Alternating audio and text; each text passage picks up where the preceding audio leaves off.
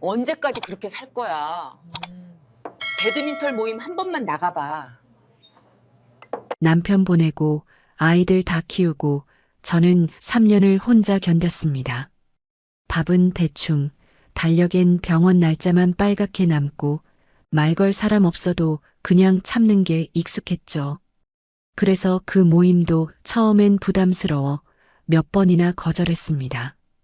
그런데 그날 모임에 딱 들어가자마자 옷태도 좋고 인기 많아 보이는 남자가 저한테만 유난히 친절했습니다. 제가 선을 그어도 그는 한 번 더 가까이 다가왔습니다. 그리고 결국 그렇게 말하더군요. 저 정희 씨를 좋아하게 됐어요. 그때부터 제 마음이 조금 열렸습니다. 하지만 이상했습니다. 정말 좋은 사람이라서 그랬던 걸까요? 아니면 제가 혼자인 걸 알아서였을까요? 오늘 제 이야기를 끝까지 들어주시면 제가 왜 재혼을 선택했는지 6개월 만에 제 삶이 어떻게 뒤틀렸는지 알게 되실 겁니다. 그리고 어느 지역에서 시청하고 계신지 댓글 한 번씩만 남겨주세요. 여러분의 이야기도 듣고 싶습니다. 그럼 지금부터 제 이야기를 있는 그대로 들려드릴게요. 저는 윤정희, 올해 64입니다. 남편을 보낸 지 3년이 지났어요. 아이들은 각자 가정을 꾸렸고 저는 그렇게 혼자가 됐죠. 처음엔 정말 힘들었습니다. 밥을 해도 혼자, 텔레비전을 봐도 혼자, 잠들기 전 불을 끄는 것도 혼자였으니까요. 그런데 시간이 지나니 익숙해지더라고요. 말수가 줄어들고 웃음도 줄어들고 달력엔 병원 날짜만 빨갛게 남았습니다. 3년을 그렇게 보냈어요. 아침에 일어나면 제일 먼저 하는 게 커튼 여는 일이었습니다. 빛이 들어오면 하루가 시작되는 거였죠. 밥을 짓고 반찬통을 꺼내고 혼자 밥상을 차렸어요. 젓가락 소리가 식탁에서 울릴 때마다 이상하게 귀가 먹먹했습니다. 설거지를 하고 나면 오전이 지나가 있었죠. 점심 무렵엔 소파에 앉아 텔레비전을 켰어요. 뉴스가 나오고 드라마 재방송이 나오고 또 뉴스가 나왔습니다. 소리를 키워도 방 안이 조용했어요. 그러다 낮잠을 자고 눈을 뜨면 오후 3시쯤이었죠. 저녁엔 또 밥을 지었습니다. 아침에 먹던 반찬을 꺼내고 국을 데우고 혼자 먹었어요. 밤이 되면 약을 챙겨 먹고 달력에 내일 할 일이 있나 확인했습니다. 병원 예약 말고는 거의 없었죠. 그렇게 하루가 갔습니다. 또 하루가 갔어요. 특별한 일도 없었고 누가 찾아오지도 않았습니다. 가끔 아이들이 전화를 했지만 통화는 길지 않았어요. 잘 지내냐고 물으면 잘 지낸다고 대답했죠. 그게 전부였습니다. 그날도 평범한 오후였어요. 친구 순임이가 만나자고 해서 동네 카페에 나갔습니다. 카페 문을 열고 들어서니 따뜻한 공기가 얼굴을 감쌌어요. 창가 자리에 앉았는데 유리창에 겨울빛이 얇게 붙어 있었습니다. 바깥은 차가워 보였죠. 난방이 덜 올라와서 발끝이 시렸어요. 커피를 주문하고 자리에 앉아 기다렸습니다. 손등에 물기가 묻어 있어서 냅킨으로 닦았죠. 컵이 나오고 저는 손으로 컵을 감싸며 따뜻함을 느꼈습니다. 순임이가 늦게 들어왔어요. 숨을 헐떡이며 앉더니 미안하다고 말했습니다. 괜찮다고 저도 방금 왔다고 거짓말을 했죠. 순임이는 가방에서 뭔가를 꺼내더니 테이블 위에 놓았어요. 배드민턴 모임 안내문이었습니다. 순임이가 먼저 말을 꺼냈어요. 언제까지 그렇게 살 거냐고 배드민턴 모임 한 번만 나가보라고 했습니다. 저는 웃는 척 하다가 숨을 한 번 삼켰어요. 나 사람 많은데 이제 좀 말끝이 끊겼죠. 머릿속엔 집에 있는 달력이 떠올랐습니다. 빨간 동그라미 몇 개만 덩그러니 찍혀 있는 그 달력이요. 순임이는 제 손을 잡았어요. 혼자 있으면 더 외롭다고, 사람들 만나면 기분도 나아진다고 말했습니다. 저는 고개를 끄덕였지만 마음속으론 자신이 없었어요. 사람 많은 데 가면 뭘 해야 할지 모르겠더라고요. 그때 카페 형광등이 한번 지직 소리를 냈습니다. 저는 그 소리에 괜히 놀라 컵을 내려놓았어요. 커피가 조금 흘렀죠.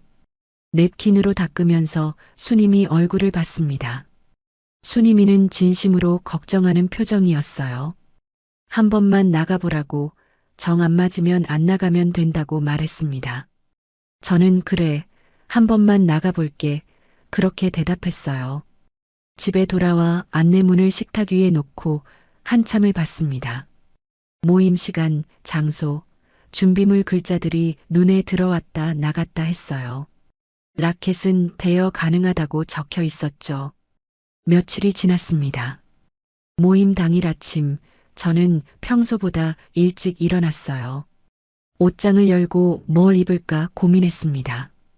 운동복이 있긴 했는데 오래돼서 색이 바랬죠. 그냥 편한 옷을 입기로 했어요. 거울 앞에 서서 머리를 빗었습니다. 흰머리가 많이 보였어요. 염색을 한 지 오래됐거든요. 그래도 괜찮다고 운동하러 가는 건데 뭐 그렇게 생각했죠. 가방에 물병 하나 넣고 집을 나섰습니다. 동네 체육관까지는 걸어서 10분쯤 걸렸어요. 가는 길에 마음이 자꾸 무거워졌습니다. 발걸음도 느려졌죠. 체육관 앞에 서서 한참을 망설였어요. 그냥 돌아갈까? 아니면 들어갈까? 숨을 크게 한 번 쉬고 문을 열었습니다. 문을 여는 순간 소리가 한꺼번에 밀려왔어요. 셔틀콕 튕기는 소리, 사람들 웃는 소리, 운동화 바닥이 바닥에 착착 붙는 소리 귀가 먹먹해졌습니다. 안으로 들어서니 사람들이 여기저기 흩어져 게임을 하고 있었어요. 라켓을 휘두르는 사람, 물 마시는 사람, 벤치에 앉아 쉬는 사람, 저는 구석으로 가서 가방을 내려놓았습니다. 라켓을 빌려 손에 쥐었어요. 손에 힘이 들어가 손가락 마디가 하얘졌죠. 수님이가 저를 발견하고 손을 흔들었습니다. 옆에 있던 사람들에게 저를 소개했어요. 인사를 나누고 어색하게 웃고 코트 쪽으로 갔습니다. 사람들 사이를 둘러보는데 유난히 정돈된 남자가 눈에 들어왔어요. 키는 평균이었지만 옷태가 깔끔했습니다. 흰색 운동복에 검은색 운동화, 라켓도 새 것처럼 깨끗했어요. 말도 과하지 않게 웃는 사람이었죠. 누가 봐도 모임에서 인기 있는 타입이었습니다. 나중에 알았는데 그 사람 이름은 이도훈, 62이었어요. 게임이 시작됐습니다. 저는 수님이랑 같은 팀이 됐고 맞은편엔 다른 사람들이 섰죠. 셔틀콕이 날아오는데 타이밍을 못 맞췄어요. 라켓을 휘둘렀지만 허공만 갈랐습니다. 그때 도훈 씨가 다가왔어요. 라켓 각도를 바로 잡아주더라고요. 손목은 이렇게 해야 한다고, 무리하면 바로 아프다고 말했습니다. 목소리는 차분했고 손길은 조심스러웠어요. 저는 한 발 뒤로 물러났습니다. 친절이 너무 빠르니까 오히려 경계심이 먼저 올라왔죠. 고맙다고 말하고 다시 게임에 집중했어요. 그런데 도훈 씨는 계속 옆에 있었습니다. 셔틀콕이 제 쪽으로 오면 어떻게 받아야 하는지 알려줬고 실수를 해도 괜찮다고 격려했죠. 쉬는 시간이 됐어요. 벤치에 앉아 물을 마시는데 도훈 씨가 옆에 앉았습니다. 처음이라 힘들었겠다고 천천히 익숙해지면 된다고 말했어요. 저는 고개만 끄덕였습니다. 다른 사람들이 그 모습을 보고 있었어요. 누군가는 웃으며 뭐라 말했지만 잘 안 들렸죠. 귀가 멍해서 소리가 제대로 들어오지 않았습니다. 모임이 끝나고 밖으로 나왔어요. 저녁 공기가 차가웠습니다. 수님이가 옆에서 오늘 어땠냐고 물었어요. 저는 괜찮았다고 대답했습니다. 그런데 마음 한구석이 이상했어요. 괜찮았다기엔 뭔가 불편했고 불편했다고 하기엔 나쁘지 않았거든요. 집으로 가는 길 순임이가 다음 주에도 나오라고 했습니다. 저는 생각해 볼게 그렇게 말했죠. 집 현관문을 열고 들어갔습니다. 코트를 벗어 옷걸이에 걸고 신발을 벗었어요. 문을 잠그는 소리가 평소보다 크게 들렸습니다. 왜 그런지 모르겠지만 오늘따라 소리가 선명했어요. 부엌으로 가서 싱크대 앞에 섰습니다. 냉장고를 열고 반찬통 하나를 꺼냈죠. 밥을 대충 말아 먹었어요. 젓가락 소리가 유난히 크게 울렸습니다. 그런데 밥을 먹는데도 마음은 체육관에 남아 있었어요. 도훈 씨가 라켓 각도를 잡아주던 손길, 괜찮다고 말하던 목소리, 옆에 앉아 물을 건네던 모습 머릿속에서 계속 맴돌았습니다. 왜 하필 나한테만 저렇게 친절하지?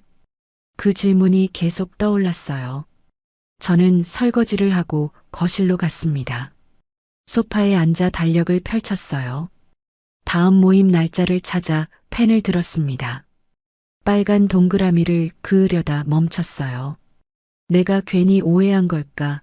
아니면 뭔가 시작된 걸까? 펜 끝이 종이 위에서 멈춰 있었습니다.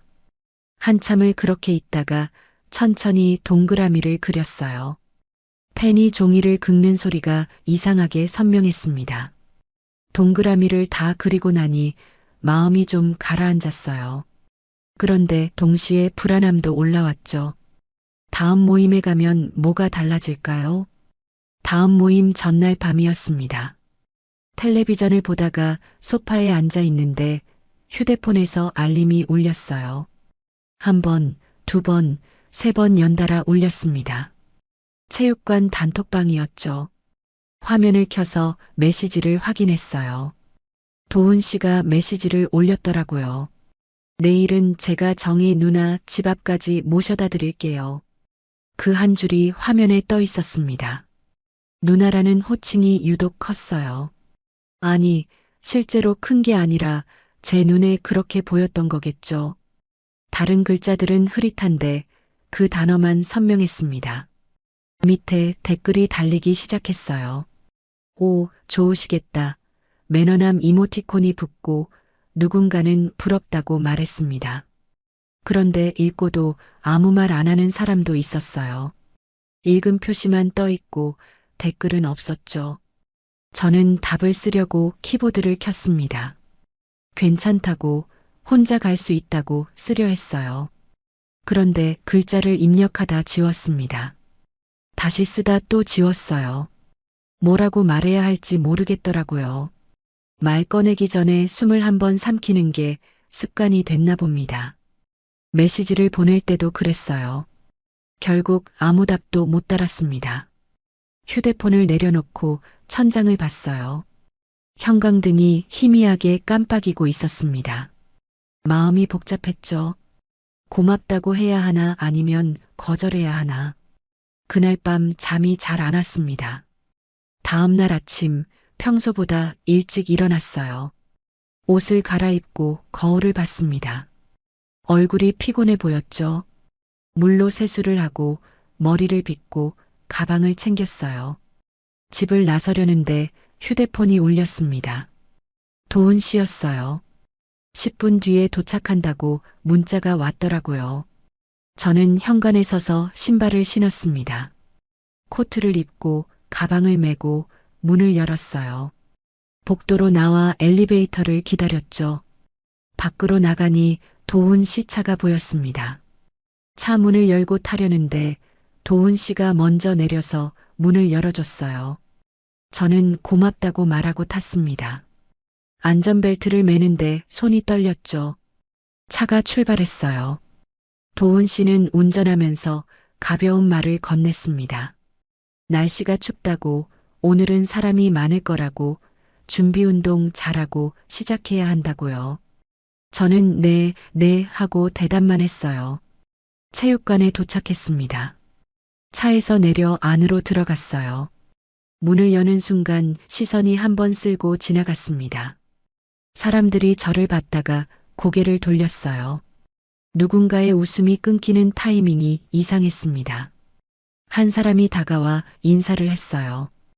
오셨어요. 그 한마디만 떨어지고 다시 돌아갔죠. 인사가 지나치게 짧았습니다. 저는 가방을 내려놓고 신발장 쪽으로 갔어요.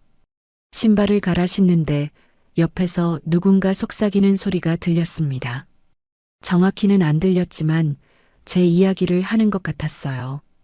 도훈 씨는 자연스럽게 옆에 섰습니다.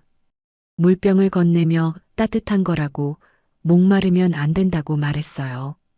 집에서 따뜻한 물을 담아왔다고 했죠. 저는 손을 내밀지 않았습니다. 괜찮다고 제 건 있다고 대답했어요. 가방에서 제 물병을 꺼내 보여줬습니다. 도훈 씨는 민망해하지 않았어요.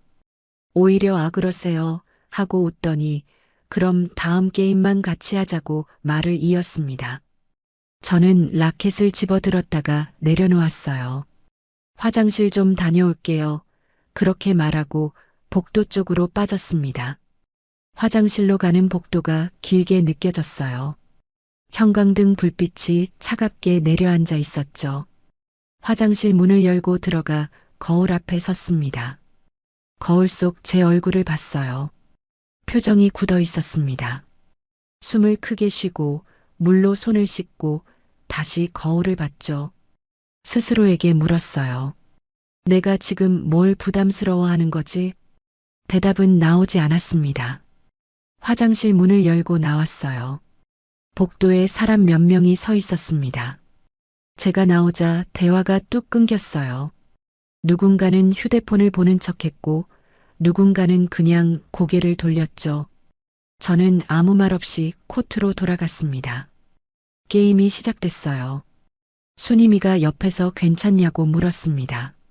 저는 고개를 끄덕였어요.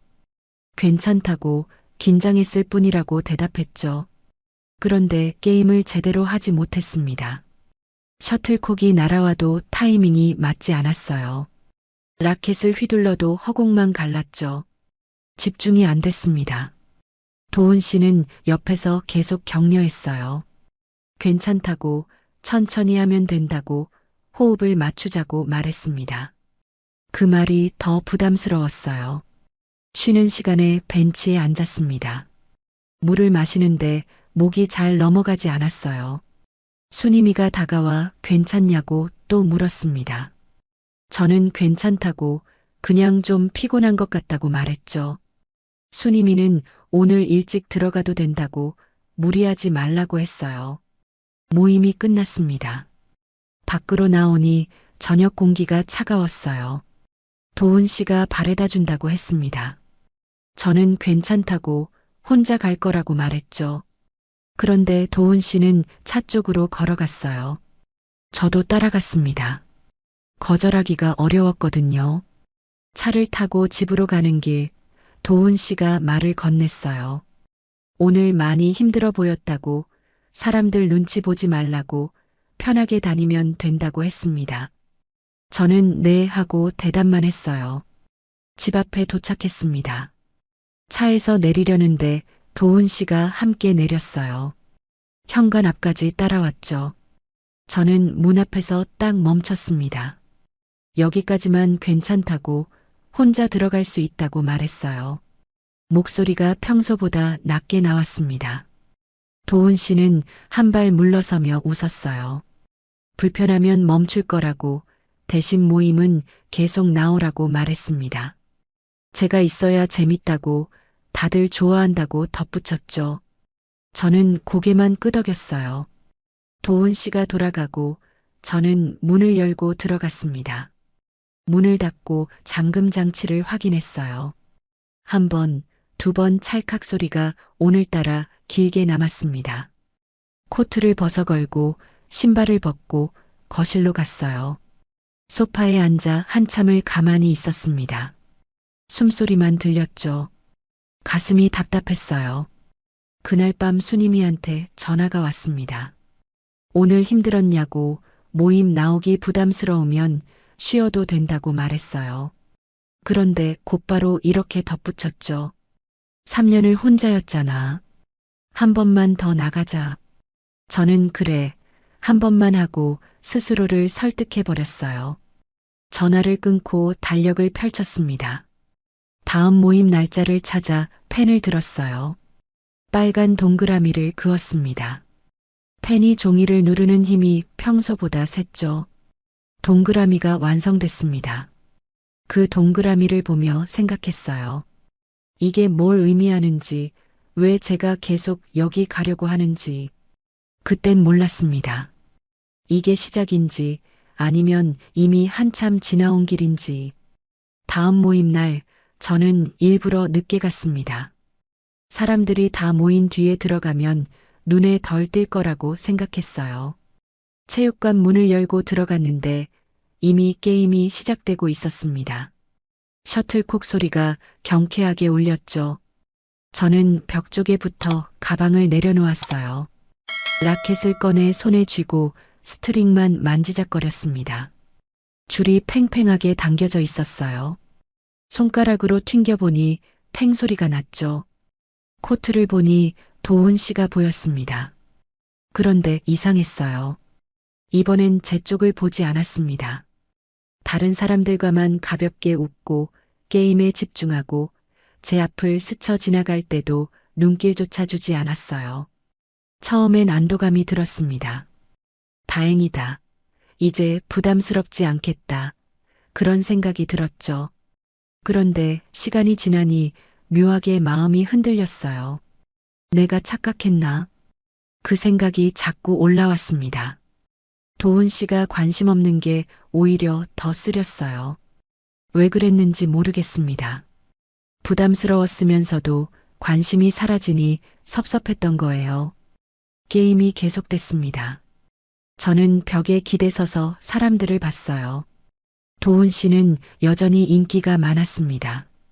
누군가 실수를 하면 괜찮다고 격려하고 쉬는 시간엔 물을 나눠주고 농담도 적당히 던졌죠.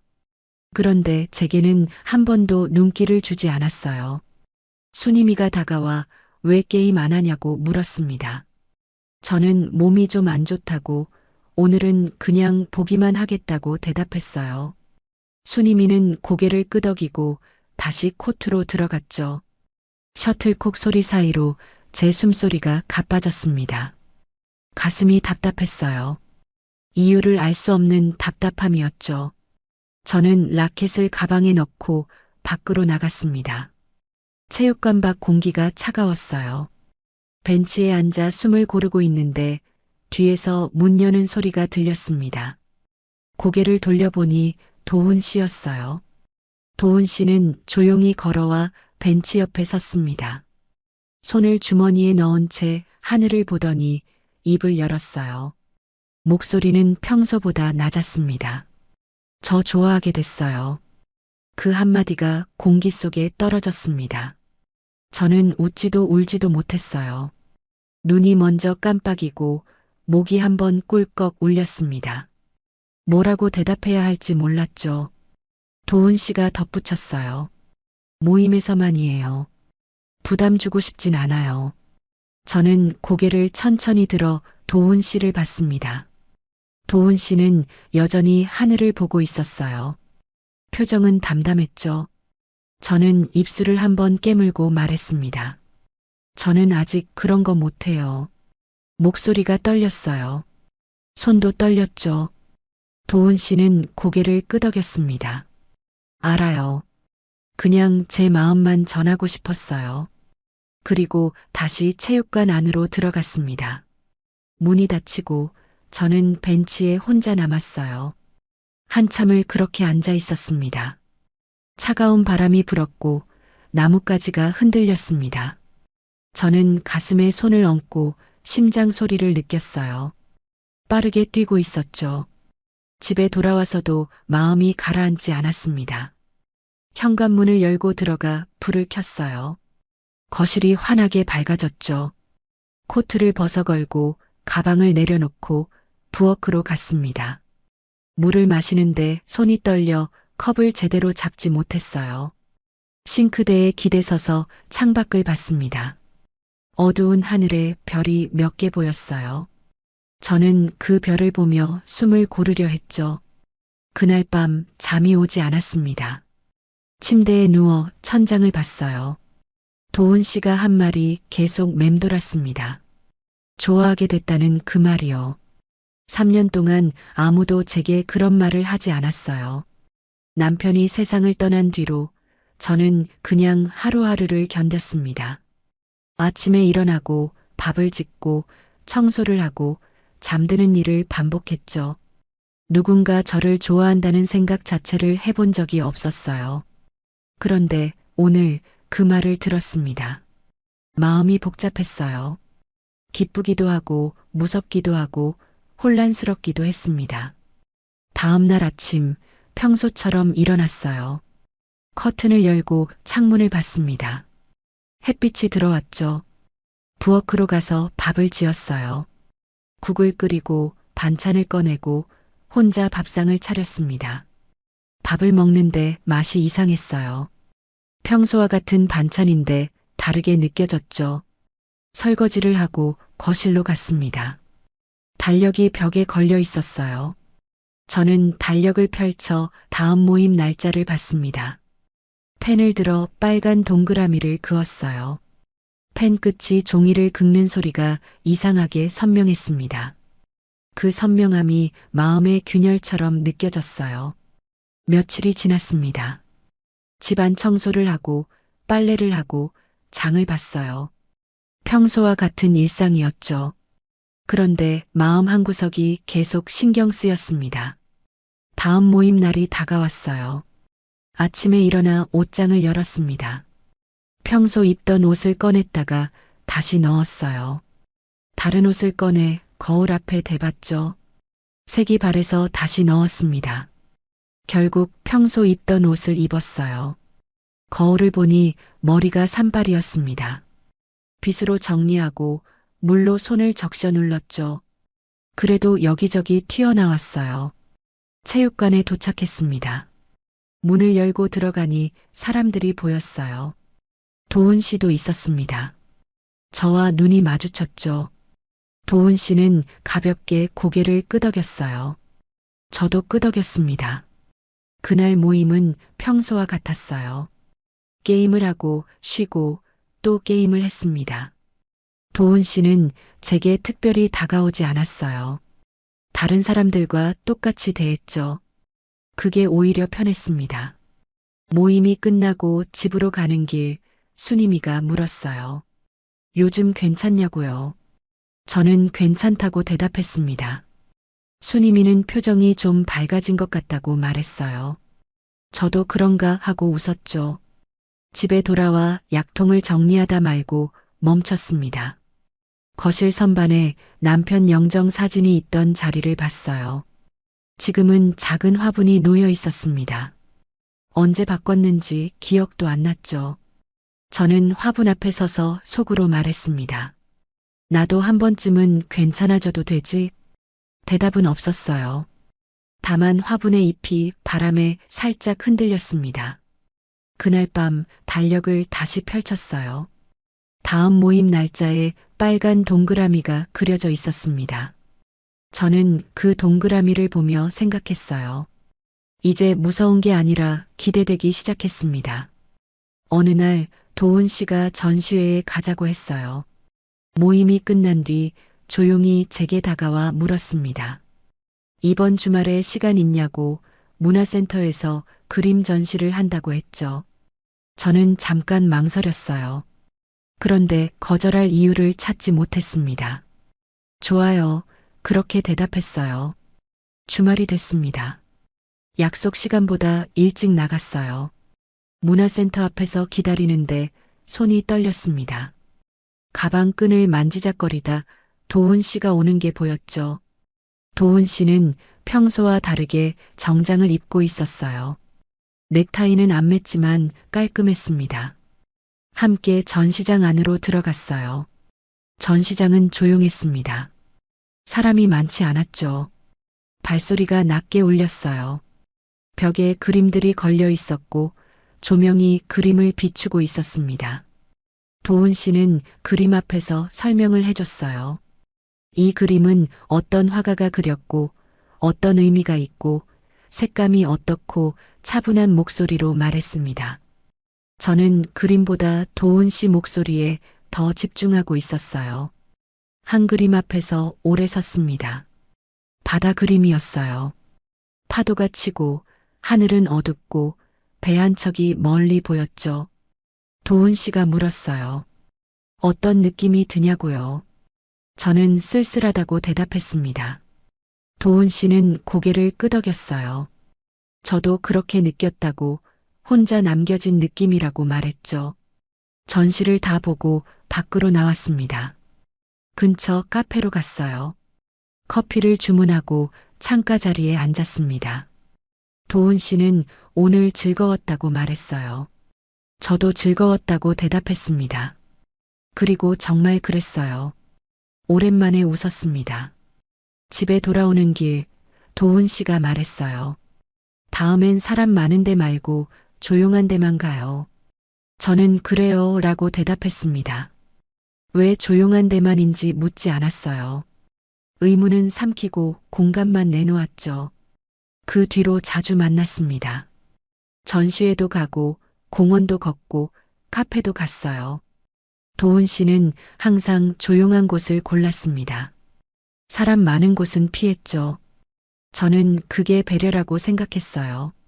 제가 사람 많은 걸 부담스러워하니까 그런 곳을 피하는 거라고요. 고마웠습니다. 몇 달이 지났어요. 어느 날 도훈 씨가 서류 봉투를 들고 왔습니다. 카페에서 만났는데 봉투를 테이블 위에 놓더니 말했어요. 절차가 복잡한 건 싫다고요. 저는 봉투를 받으며 손끝이 차가워졌습니다. 뭐냐고 물었죠. 도훈 씨는 혼인신고 서류라고 대답했어요. 우리 이제 결혼하면 좋겠다고 말했습니다. 저는 봉투를 내려다봤어요. 갑작스럽다는 생각이 들었습니다. 그런데 거절할 이유도 찾지 못했죠. 도훈 씨는 좋은 사람이었고 저를 잘 대해줬고 함께 있으면 외롭지 않았어요. 생각해 볼게요. 그렇게 말했습니다. 도훈 씨는 천천히 생각하라고 했어요. 그런데 며칠 뒤 또 물었습니다. 생각해 봤냐고요? 저는 결국 네 라고 대답했습니다. 혼인신고를 하고 함께 살기 시작했어요. 도훈 씨 집으로 이사했습니다. 제 집보다 컸어요. 방도 2개고 거실도 넓었죠. 짐을 풀면서 이제 혼자가 아니라는 생각이 들었어요. 첫날 밤 낯선 침대에 누웠습니다. 옆에 도훈 씨가 있었어요. 숨소리가 들렸죠. 저는 잠이 잘 오지 않았습니다. 천장을 보다 눈을 감았어요. 다음 날 아침 새벽에 자동으로 일어났습니다. 평소 습관대로 부엌으로 가려는데 발소리를 줄였어요. 도훈 씨가 깰까 봐요. 조심조심 걸었습니다. 부엌에서 밥을 지었어요. 국을 끓이고 반찬을 꺼내고 밥상을 차렸죠. 도훈 씨가 일어나 부엌으로 왔습니다. 아침 준비 다 했다며 웃었어요. 저는 당연하다고 말했습니다. 도훈 씨는 괜찮다고 자기가 할 수도 있다고 말했죠. 같이 살면 같이 하는 거라고요. 그 말이 좋았어요. 처음 몇 주는 그랬습니다. 도훈 씨는 다정했어요. 설거지도 같이 하고 청소도 도와주고 장도 같이 봤습니다. 괜찮아, 내가 할게. 그런 말도 자주 했죠. 그런데 어느 순간부터 말이 바뀌기 시작했어요. 배드민턴 모임 날이었습니다. 준비를 하고 나가려는데 도훈 씨가 물었어요. 오늘 꼭 가야 하냐고요. 저는 모임 날이라고 대답했습니다. 도훈 씨는 오늘은 나가지 말고 집에 있으면 안 되냐고 말했어요. 왜냐고 물었죠. 도훈 씨는 그냥 함께 있고 싶다고 했습니다. 저는 다음 주에 같이 있자고 말하고 나갔어요. 모임에서 돌아왔는데 도훈 씨 표정이 안 좋았습니다. 말은 안 했지만 기분이 상한 게 느껴졌죠. 다음 모임 날도 똑같았어요. 굳이 가야 하냐는 말을 또 들었습니다. 이번엔 배드민턴을 굳이 계속 나갈 필요 있냐고 물었어요. 저는 좋아하는 거라고 대답했습니다. 도훈 씨는 집에서도 충분히 재밌게 지낼 수 있다고 말했죠. 그날도 나갔어요. 그런데 모임에서 마음이 불편했습니다. 게임을 해도 집중이 안 됐어요. 도훈 씨 얼굴이 자꾸 떠올랐죠. 집에 돌아오니 도훈 씨는 소파에 앉아 있었습니다. 텔레비전을 보고 있었는데 저를 보자 끄더라고요. 아무 말도 하지 않았어요. 그냥 방으로 들어갔습니다. 다음 모임 날 저는 나가지 않았습니다. 도훈 씨에게 오늘은 집에 있겠다고 말했어요. 도훈 씨는 좋다고 같이 저녁 준비하자고 말했죠. 그날부터 모임에 나가지 않았습니다. 라켓을 바라보다가 조용히 벽장 안쪽으로 밀어 넣었어요. 라켓이 벽장벽에 툭 부딪히는 소리가 났습니다. 그 소리가 제 바깥 세계가 접히는 소리처럼 들렸어요. 수님이한테 전화가 왔습니다. 요즘 왜 안 나오냐고 무슨 일 있냐고 물었어요. 저는 괜찮다고 그냥 좀 쉬는 거라고 대답했습니다. 수님이는 결혼하고 달라진 것 같다고 말했어요. 저는 아니라고 했습니다. 그런데 목소리에 힘이 없었죠. 전화를 끊고 거실로 갔어요. 도훈 씨는 소파에 앉아 자기 옷 온라인 장바구니를 보고 있었습니다. 저는 부엌에서 설거지를 했어요. 물소리가 싱크대에서 울렸습니다. 접시를 씻고 컵을 씻고 냄비를 씻었죠. 손이 차가워졌어요. 도훈 씨가 말했습니다. 그 반찬통 이제 사지 말죠. 집에 있는 걸로 하면 되잖아요. 저는 대답하지 않았어요. 물을 잠그고 손을 닦았습니다. 수건에 물기를 닦으면서 창밖을 봤죠. 어두워지고 있었어요. 모임 단톡방을 열었습니다. 나가기 버튼까지 갔다가 멈췄어요. 손가락이 화면 위에서 떨렸죠. 도훈 씨가 뒤에서 물었습니다. 누구랑 연락해요? 저는 휴대폰을 내렸습니다. 아무도 아니라고 대답했어요. 도훈 씨는 더 묻지 않았습니다. 그냥 소파로 돌아갔죠. 저는 휴대폰을 꺼서 서랍에 넣었어요. 그날 밤 침대에 누워 천장을 봤습니다. 옆에서 도훈 씨 숨소리가 들렸어요. 고른 숨소리였죠. 저는 눈을 감지 못했습니다. 마음 한구석이 무거웠어요. 재혼한 지 6개월이 지났습니다. 처음 석 달은 괜찮았어요. 다정했고 배려해줬고 함께 있으면 편했죠. 그런데 나머지 석 달. 제가 나가는 날이 줄고 연락하는 사람이 사라지고 라켓이 벽장 안으로 들어갔습니다. 어느 날 마트에 다녀오겠다고 했더니 도훈 씨가 말했어요. 밖에 나가지 마요. 요즘 날씨도 춥고 미끄러워서 위험해요. 저는 괜찮다고 조심하면 된다고 말했습니다. 도훈 씨는 고개를 저었어요. 정혜 씨 넘어지면 어떡해요. 나이 들면 뼈 한 번 다치면 큰일이에요. 제가 퇴근길에 다 사다 줄게요. 그 말이 걱정처럼 들렸어요. 저는 그래 하고 고개를 끄덕였습니다. 며칠 뒤 수님이 만나자고 했을 때도 도훈 씨가 말했어요. 요즘 독감 유행한대요. 사람 많은 데 가면 안 좋아요. 집에서 쉬는 게 낫죠. 저는 그런가 하고 약속을 취소했습니다. 또 며칠 뒤 병원 가려는데 도훈 씨가 말했어요. 제가 같이 갈게요. 혼자 가면 헷갈릴 수도 있잖아요. 저는 아니라고 혼자 갈 수 있다고 말했습니다.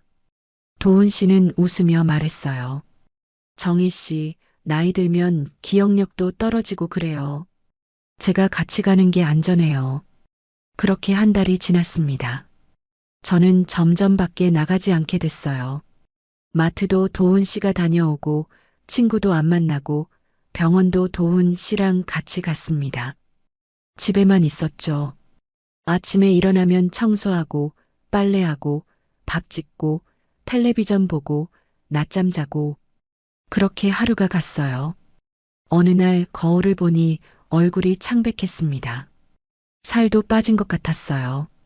그런데 이상하게 이게 맞는 건가 싶었습니다. 도훈 씨 말이 맞는 것 같았거든요.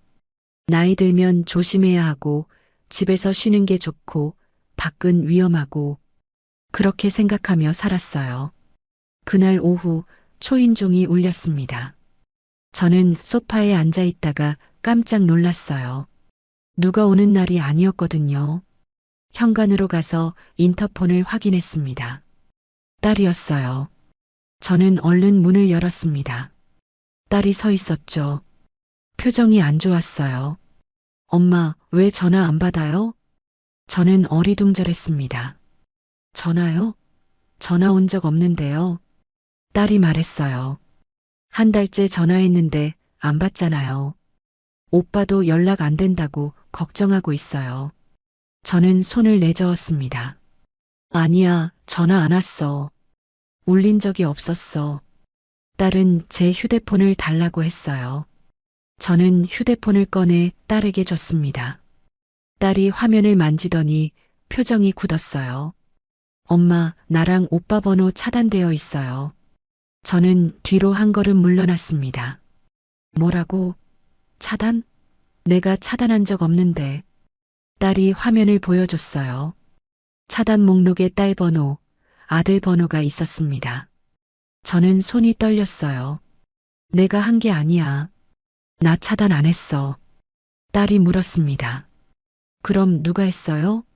엄마 휴대폰인데요. 저는 대답하지 못했어요. 알고 있었거든요. 도훈 씨가 한 거라는 걸요. 딸이 말했어요. 엄마, 요즘 왜 이래요? 전화도 안 받고 밖에도 안 나오고. 무슨 일 있어요? 저는 아무 일 없다고 말하려다 멈췄습니다. 거실을 둘러봤어요. 좁은 공간, 닫힌 커튼, 쌓인 빨래. 그제서야 보였습니다. 제가 갇혀 있었다는 걸요. 딸이 제 손을 잡았어요. 엄마, 이거 이상한 거 알죠? 저는 고개를 끄덕였습니다. 눈물이 났어요. 딸은 저를 안아줬습니다. 한참을 그렇게 있었죠. 딸이 떠나고 저는 소파에 앉았어요. 차단 목록을 하나씩 해제했습니다. 딸, 아들, 수님이. 제가 차단한 적 없는 사람들이었어요. 손이 떨렸습니다. 수님이한테 전화를 걸었어요. 수님이는 한 달째 연락이 안 됐다고 무슨 일 있냐고 물었습니다. 저는 휴대폰이 고장 났었다고 미안하다고 말했어요. 거짓말이었죠.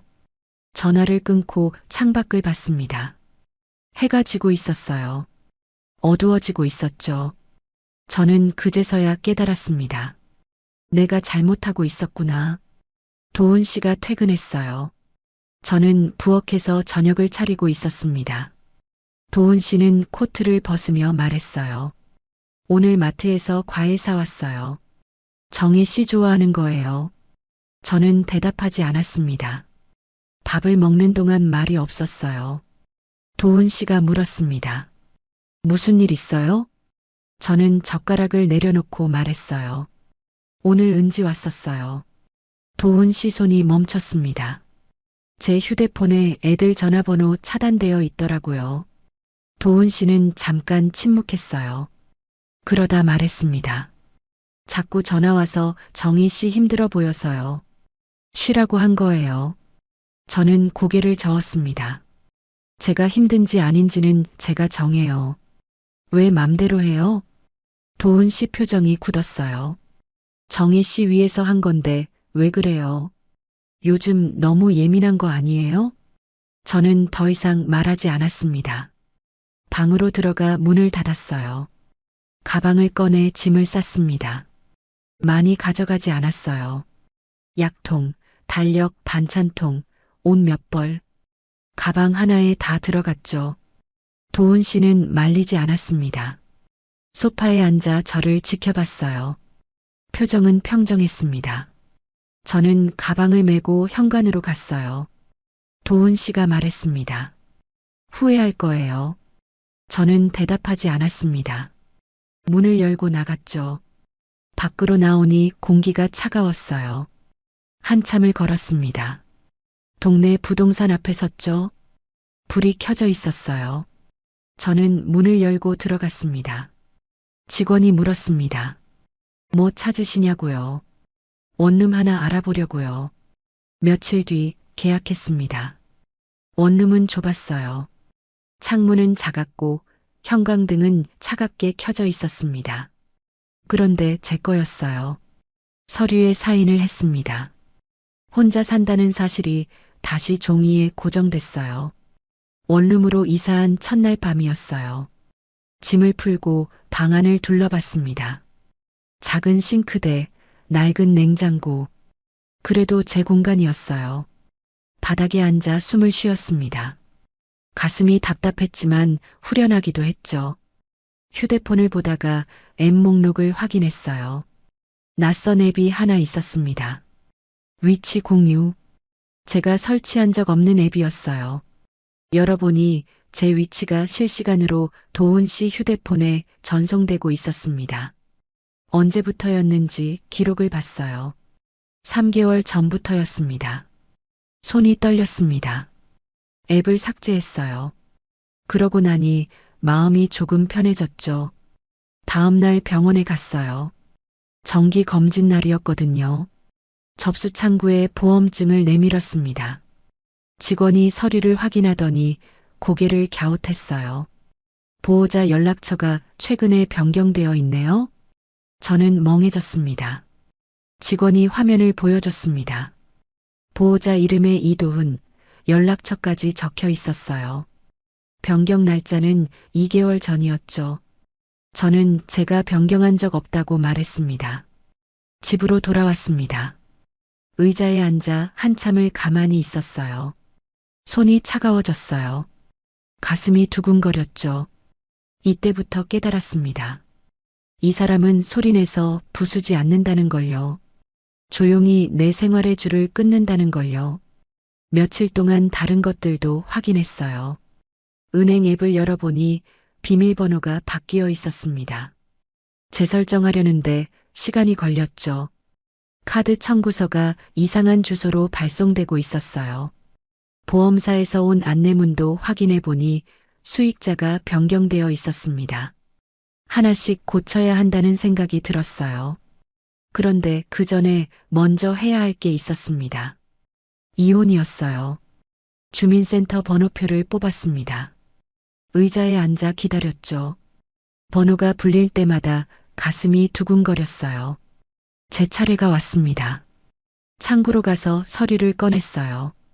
직원이 뭐 도와드릴까요? 물었습니다. 저는 숨을 고르고 말했습니다. 전입신고요. 그리고 협의 이혼 절차 알고 싶어요. 주민센터 민원실은 조용했어요. 사람들이 번호표를 쥐고 앉아 있었습니다. 의자는 차갑고 형광등은 밝았죠. 저는 서류 봉투를 무릎 위에 올려놓고 기다렸어요. 번호가 불렸습니다. 창구로 걸어갔어요. 직원이 무표정하게 저를 봤습니다. 무엇을 도와드릴까요? 기계적인 목소리였죠. 저는 서류 봉투를 열어 하나씩 꺼냈어요. 전입신고서, 주민등록등본, 보험 서류, 은행 서류. 종이들이 책상 위에 차례로 놓였습니다. 직원이 서류를 확인했어요. 전입신고 맞으시죠? 새 주소가 여기고요. 네, 그렇게 대답했습니다. 직원이 키보드를 두드렸어요. 타닥타닥 소리가 들렸죠. 그러다 멈추고 물었습니다. 보호자, 긴급 연락처는요? 저는 잠깐 멈췄어요. 숨을 한번 고르고 말했습니다. 이제 제 연락은 제 이름으로만 할게요. 목소리는 크지 않았어요. 떨리지도 않았죠. 그냥 담담했습니다. 직원이 고개를 들었어요. 확인하듯이 물었습니다. 보호자 연락처 없이요? 네, 제 번호만 등록해 주세요. 직원은 고개를 끄덕이고 다시 키보드를 두드렸어요. 서류 처리가 끝났습니다. 영수증을 받고 등본을 받고 확인했죠. 제 이름, 제 주소, 제 연락처 모두 제 걸로 돌아왔어요. 창구를 나와 복도를 걸었습니다. 밖으로 나오니 햇빛이 눈부셨어요. 손으로 눈을 가리고 걸었죠. 이 한 문장이 도훈 씨가 걸어둔 줄을 끊는 칼이 됐습니다. 며칠 동안 다른 것들도 정리했어요. 은행에 가서 비밀번호를 바꿨습니다. 보험사에 전화해서 수익자를 다시 원래대로 돌렸어요. 카드사에도 연락해서 청구서 주소를 변경했죠. 하나씩 제 이름으로 돌렸습니다. 누구를 응징하려는 게 아니었어요. 다만 내 것의 주인을 다시 내 쪽으로 옮기는 거였죠. 도훈 씨에게 문자를 보냈습니다. 이혼하고 싶어요. 만나서 이야기해요. 한참을 망설이다 전송 버튼을 눌렀습니다. 답장은 금방 왔어요. 알겠어요. 내일 만나요. 다음 날 약속 장소로 갔습니다. 조용한 카페였어요. 도훈 씨는 이미 와 있었습니다. 창가 자리에 앉아 밖을 보고 있었죠. 저는 맞은편에 앉았어요. 도훈 씨가 먼저 말했습니다. 정말 이혼할 거예요? 저는 고개를 끄덕였습니다. 네, 같이 살 수 없어요. 도훈 씨는 잠깐 침묵했어요. 그러다 한숨을 쉬고 말했습니다. 알겠어요. 어차피 억지로 붙잡아도 소용없겠죠. 저는 협의 이혼 동의서를 꺼냈어요. 미리 작성해온 서류였습니다. 재산 분할도 없고 위자료도 없고 그냥 헤어지는 내용이었죠. 도훈 씨가 서류를 받아 읽었습니다. 이게 다예요? 네, 복잡하게 하고 싶지 않아요. 도훈 씨는 펜을 들어 사인했어요. 주저하지 않았습니다. 저도 사인했죠. 이렇게 6개월의 결혼이 종이 위에서 끝났습니다. 카페를 나와 각자 갈 길로 갔어요. 돌아보지 않았습니다. 며칠 뒤 주민센터에 다시 갔습니다. 협의 이혼 신고를 하러 갔어요. 서류를 제출하고 확인받고 접수했습니다. 직원이 말했어요. 한 달 뒤에 이혼 숙려 기간이 끝나면 정식으로 이혼이 완료된다고요. 저는 고개를 끄덕였습니다. 한 달을 기다렸어요. 그 사이 계속 정리했습니다. 은행, 보험, 병원. 하나씩 제 이름으로 돌렸죠. 어느 날 저녁 휴대폰이 울렸습니다. 도훈 씨였어요. 한참을 망설이다 받았습니다. 여보세요. 제 목소리가 낮게 나왔어요. 도훈 씨 목소리는 차분했습니다. 왜 이렇게까지 해요? 내가 뭘 잘못했는데요? 저는 창밖을 봤어요. 어두워지고 있었습니다. 잘못 따지려는 거 아니에요. 도훈 씨가 말을 끊었어요. 그럼 뭐예요?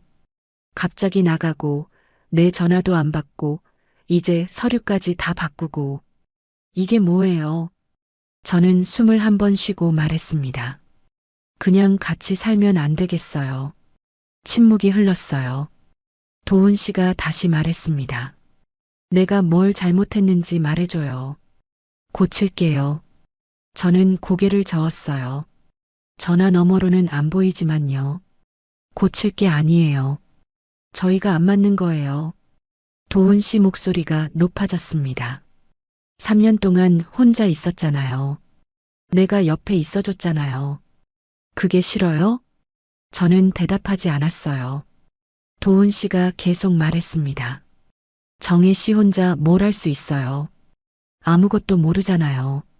내가 다 챙겨줬잖아요. 저는 전화를 귀에서 떼었습니다. 통화 종료 버튼을 눌렀어요.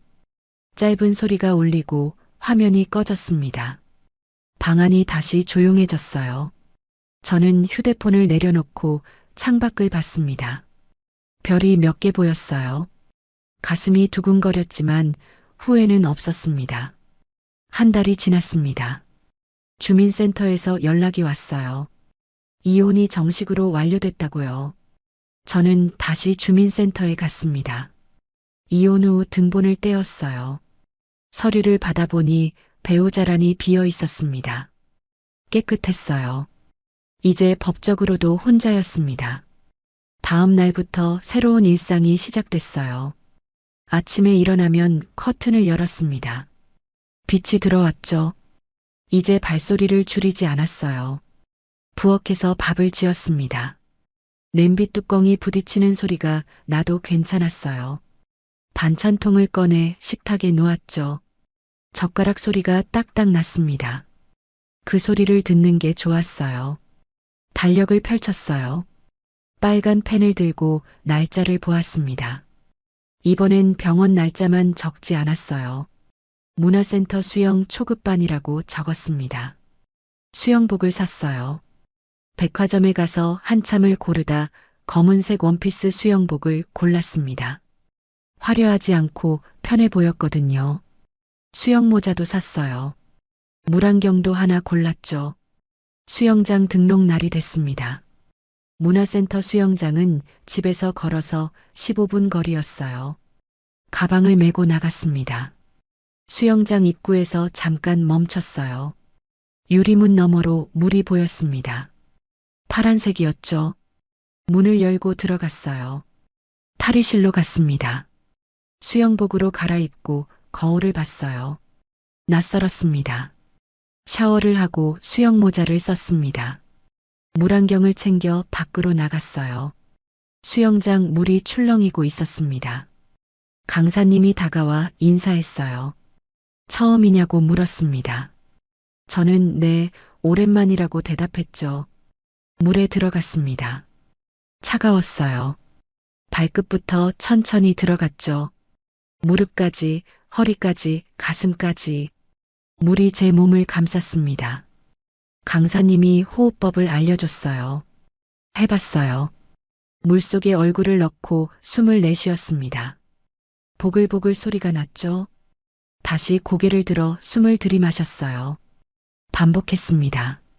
들어가고 나오고 들어가고 나오고. 어느새 숨이 편해졌어요. 수업이 끝났습니다. 탈의실로 돌아와 샤워를 했어요. 따뜻한 물이 몸을 타고 흘렀습니다. 옷을 갈아입고 거울을 봤습니다. 얼굴이 붉어져 있었어요. 기분이 좋았습니다. 몇 주가 지났습니다. 이제 한 레인을 왔다 갔다 할 수 있게 됐어요. 자유형으로요. 느리지만 끝까지 갈 수 있었습니다. 물속에서 팔을 젓고 발로 차고 숨을 쉬었어요. 수영장 천장을 보며 생각했습니다. 혼자서도 잘할 수 있구나. 어느 날 저녁 작은 케이크를 하나 샀습니다. 편의점에서 파는 작은 조각이었어요. 내 기준으로 고른 작은 조각이었습니다. 집에 와서 접시에 담았어요. 포크로 케이크를 떠먹었습니다. 포크가 접시에 닿는 소리가 조용히 났어요. 그 소리가 말하는 것 같았습니다. 이제 내 일상은 내 거야. 수님이한테 전화를 걸었어요. 다음 주에 만나자고 했습니다. 수님이는 좋다고 맛있는 거 먹으러 가자고 했어요. 밤이 됐습니다. 침대에 누워 천장을 봤어요. 조용했습니다. 무섭지 않았어요. 외롭지도 않았죠. 그냥 제 시간이었습니다. 눈을 감았어요. 내일 할 일을 생각했습니다. 수영 가기, 장보기, 저녁엔 책 읽기. 할 일이 있다는 게 좋았어요. 잠이 왔습니다. 오늘 이야기 끝까지 들어주셔서 고맙습니다. 3년을 혼자 견디고 다시 시작했다가 무너지고 또 일어선 이야기였어요. 그리고 법적으로 정리하고 다시 혼자가 된 이야기였습니다. 누가 옳고 그른지는 모르겠어요. 다만 저는 제 이름을 되찾았습니다. 그리고 혼자서도 괜찮다는 걸 배웠어요. 여러분은 어떠세요? 혼자라는 게 외로운 건가요? 아니면 자유로운 건가요? 저는 이제 알 것 같아요. 혼자는 외롭기도 하고 자유롭기도 합니다. 그런데 그게 나쁜 게 아니더라고요. 지금 저는 이 작은 방에서 제 속도로 살아가고 있어요. 수영도 하고 친구도 만나고 혼자 밥도 먹습니다. 큰 행복은 아니지만 제 행복이에요. 끝까지 함께 해주셔서 감사합니다. 구독해 두시면 다음 사연도 꾸밈없이 있는 그대로 천천히 들려드릴게요. 끝까지 보신 분들은 지금 화면 왼쪽 재생 목록부터 눌러서